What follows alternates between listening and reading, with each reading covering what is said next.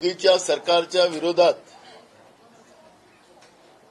जनतेची लढाई आणि या लढाईला खऱ्या अर्थानं वाचा फोडणारे आमचे नेते राहुल गांधीजी, ज्यांनी कन्याकुमारी ते काश्मीर, भारत जोडो यात्रा आणि मणिपूर ते मुंबई अशी न्याय यात्रा जी काढली आणि जनतेने जो प्रतिसाद राहुल गांधींच्या या यात्रेला दिला, हे त्याचं फलित आहे की देशामध्ये परिवर्तन होऊ शकत नाही. नरेंद्र मोदी शिवाय दुसरा कोणी नेता राहू शकत नाही. अशा पद्धतीचं वारंवार गोदी मीडियाच्या माध्यमातून, सोशल मीडियाच्या माध्यमातून जे पेरलं जात होतं, त्याला खऱ्या अर्थानं जनतेने उत्तर दिलेलं आहे. डॉक्टर बाबासाहेब आंबेडकरांच्या संविधानामध्ये लोकशाहीत प्रत्येकाला एक मताचा अधिकार जो दिलेला आहे, त्या मताच्या तलवारीनं सत्तेमध्ये ज्यांनी गर्व केला असे सत्ताधीश जे होते, त्यांना त्या मताच्या तलवारीनं सत्तेच्या बाहेर करण्याचं काम जनतेने या देशातला केलेलं आहे. आणि जो कोणी माझ्यापेक्षा कोणी मोठा नाही, मीच या देशाचा सर्वेसर्वा, देश विकला तरी चालेल, कोणी मला अडवणार नाही, अशी जी भावना होती, त्याला पुन्हा संविधानाच्या अधिकाराप्रमाणे या देशाच्या जनतेला जो दिलेला मताचा अधिकार जो होता, या देशामध्ये जनतेपेक्षा कोणी मोठा नाही, हे पुन्हा या लोकशाहीनं समजावून सांगितलेलं आहे. आणि म्हणून देशामधलं जे परिवर्तन आहे आणि त्याच्यात छत्रपती शिवाजी महाराजांच्या महाराष्ट्राने, शाहू फुले आंबेडकरांच्या महाराष्ट्राने जो चमत्कार केलेला आहे, महाराष्ट्रातल्या असंविधानिक सरकारला एक सबक दिलेला आहे की महाराष्ट्रामध्ये असंविधानिक व्यवस्था कधीही चालू शकत नाही. खोक्याची व्यवस्था या राज्यात कधीही चालू शकत नाही. हीच पुन्हा शाहू फुले आंबेडकरांच्या महाराष्ट्राने या ठिकाणी सत्तेमध्ये बसलेल्या जनतेला सबक दिलेला आहे, हे आपण पाहतोय. त्यामुळे पुन्हा महाराष्ट्रातल्या या परिवर्तनामध्ये काँग्रेसच्या सगळ्या कार्यकर्त्यांचं हा विजय खऱ्या अर्थानं कार्यकर्त्यांचा आहे, हा विजय खऱ्या अर्थानं जनतेचा आहे.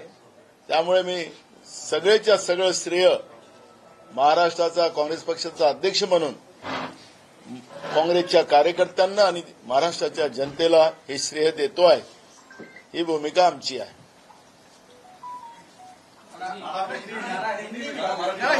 मराठी करणार हा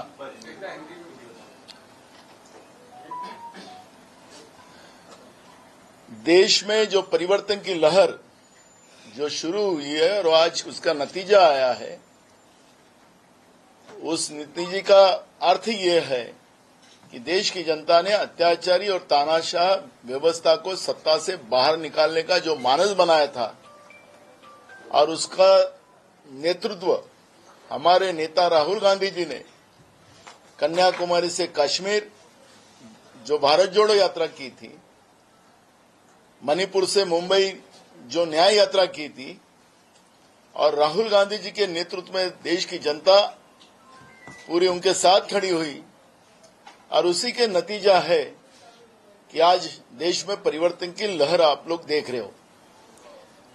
सबसे बड़ा मुद्दा यह है कि जो तानाशाह व्यवस्था थी कि हम करे सो कायदा, जनता को ग्रहित पकड़ने का काम जिस तरह से केंद्र की नरेंद्र मोदी की सरकार ने किया था, उसका जवाब डॉक्टर बाबा साहब आंबेडकर के संविधान के आधार पर जो मत का अधिकार देश की जनता को प्राप्त हुआ है, जो भी तानाशाह होगा उसको मत की तलवार के आधार पर कुर्सी से नीचे उतारा जाएगा. ये पुनः इस देश की लोकतांत्रिक व्यवस्था ने तानाशाह व्यवस्था को समझा दिया है. और इसलिए मैं सबसे पहले महाराष्ट्र के साथ पूरे देश की जनता का आभार व्यक्त करता हूं. और महाराष्ट्र में जो शाहू फुले आंबेडकर विचारधारा है, जो छत्रपति शिवाजी महाराज का महाराष्ट्र है, इस महाराष्ट्र में जो लोकतांत्रिक व्यवस्था का और संवैधानिक व्यवस्था का जो बार बार अपमान किया गया था।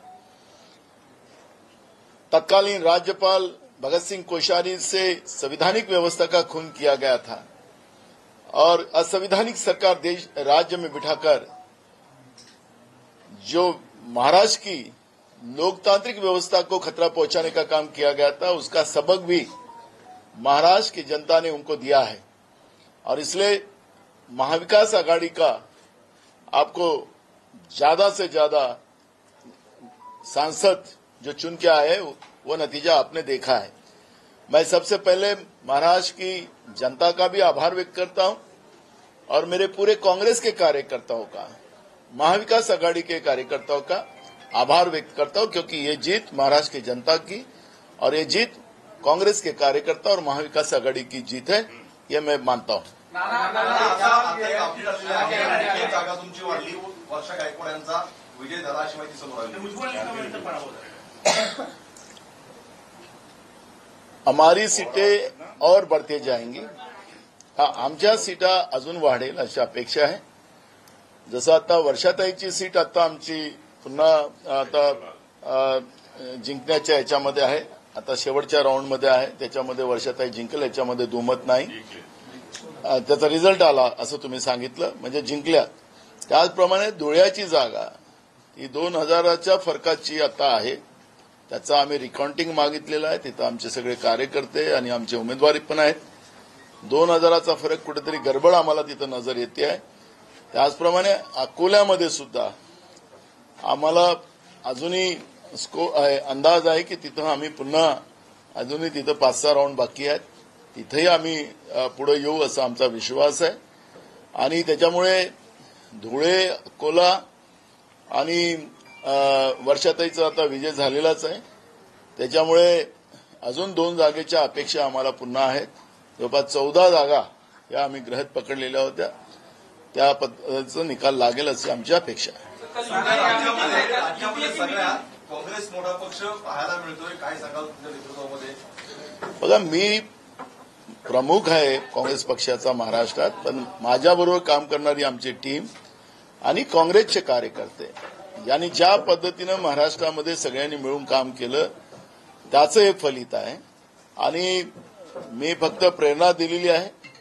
मी ज्या दिवशी काँग्रेसचा प्रदेशाध्यक्ष झालो त्या दिवशीच सांगितलं की माझं टार्गेट आहे की महाराष्ट्रामध्ये काँग्रेस 1 नंबर करायचं, आणि महाराष्ट्राच्या जनतेने त्याच्यामध्ये साथ दिलेली आहे आणि आमच्या काँग्रेसच्या कार्यकर्त्यांनी त्याच्यात साथ दिलेली आहे। त्याच्यामुळे हा 1 नंबरचा आकडा आम्हाला गाठण्यामध्ये शक्य झालेला आहे। सांगलीची जागा जी आहे ती विशाल पाटील जिंकलेल्या आहेत, उद्धव ठाकरेंचा जो हट्ट होता कुठेतरी चुकीचं झालंय। आता त्याच्यावरची चर्चा होऊ शकत नाही। माझा मुद्दा एवढाच आहे की जे काही जनतेने आम्हाला सगळ्यांना सांगितलेलं आहे ते आम्ही या मतदानाच्या रूपाने आम्हाला कळलं पाहिजे। आता 4 महिन्यातच विधानसभेच्या निवडणुका आहेत, त्या निवडणुकांमध्ये आम्हाला पुढे जायचं आहे। काँग्रेस पक्षाची भूमिका आहे की आम्ही सगळे मिळून आम्ही राज्यामध्ये पुन्हा एकत्रित सरकार आणावं, महाविकास आघाडी म्हणून, असं आमची इच्छा आहे आणि त्यासाठी आमचा प्रयत्न पण आहे। पण जे काही जागा वाटपामध्ये काही गडबडी होतात त्याचाही अंदाज सगळ्यांनी घेतला पाहिजे आणि त्याच्यातून योग्य मार्ग काढून मेरिटच्या आधारावर, जे काँग्रेसने पहिलेच सांगितलं होतं की मेरिटच्या आधारावर निर्णय व्हावेत, ती भूमिका आमची होती। ठीक आहे, जे आता झालं त्याच्यावरची चर्चा मला आता करायची नाही, पण विधानसभेमध्ये आम्ही सगळेजण बसून पुन्हा चांगले निर्णय करू असं माझा विश्वास है। महाराष्ट्र के भीतर जिस तरीके से तोड़फोड़ हुई, जिस तरीके से 2.5 साल में सरकार चलाई गई, क्या उसकी वजह से जनता ने ये अपना निकाल दिया आप लोगों की तरफ से? और लगातार कांग्रेस से कह रही थी कि महाराष्ट्र के भीतर जो चल रहा है उससे ज्यादा भयानक पूरे देश भर में चल रहा है, वो सारी चीजें जनता तक पहुंचा पाए और बीजेपी कहीं न कहीं निगेटिव हुई, क्योंकि अब बीजेपी के नेता कह रहे हैं कि महाराष्ट्र में 2 समाजों में झगड़ा लड़ाकर और जीत की गई। देखो, झगड़ा लड़ाने में तो बीजेपी की उस्तादी है। मराठा ओबीसी का झगड़ा महाराष्ट्र में उन्होंने लड़ाया, धनगर आदिवासियों का झगड़ा लड़ाया, कितनी कौमों के झगड़े लड़ाया, उसका जवाब तो उनको ही देना है। झगड़े हमने नहीं लड़ाए, सत्ता में तो वो लोग बैठे हैं, सत्ता में बैठकर अपनी गलती करने का, अपनी झगड़े लड़ाना और लोगों के मूल इश्यू को डाइवर्ट करना। महंगाई के बारे में बीजेपी ने क्यों बात नहीं की? किसानों के बारे में नरेंद्र मोदी ने क्यों बात नहीं की? बेरोजगारी के बारे में क्यों बात नहीं की? गरीबों के बारे में क्यों नहीं बात की? आखिर ये सब सवाल का जवाब जनता मांग रही थी, लेकिन बीजेपी खुद की जनता के पैसे से